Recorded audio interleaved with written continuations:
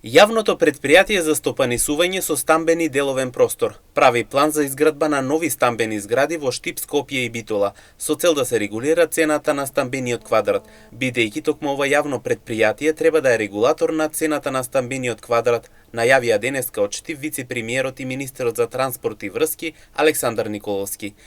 Тој истакна дека последната комерцијална зграда од страна на јавното претпријатие за државни патишта во Битола изградена пред 13 години, а во Штип, како што рече, веројатно и никој не се ни сеќава. Последната комерцијална зграда од страна на ова јавно претпријатие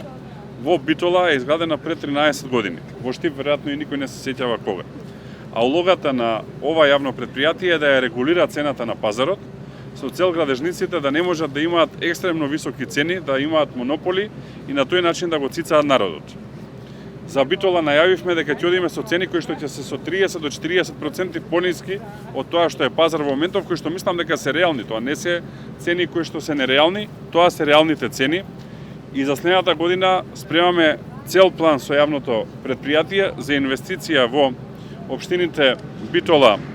Штип и секако во градот Скопје со цел регулирање на цената на стамбениот квадрат, затоа што ова јавно претпријатие треба да е регулатор на цената на стамбениот квадрат, кој што одите толку високо што луѓето не можат да си дозволат да купат стан и ја напуштаат државата. Николовски најави дека работат интензивно на проектот Купи или изгради куќа за млади, каде за купување или изградба на куќа за млади брачните двојки ќе имаат поголеми поволности, кои ќе покриваат и до 50% од трошоците за изградба или за купување. И вториот проект кој што сакам да го најавам, кој што интензивно ќе го работиме веќе од следната година, е Купи или изгради куќа за млади, каде што за купување или изградба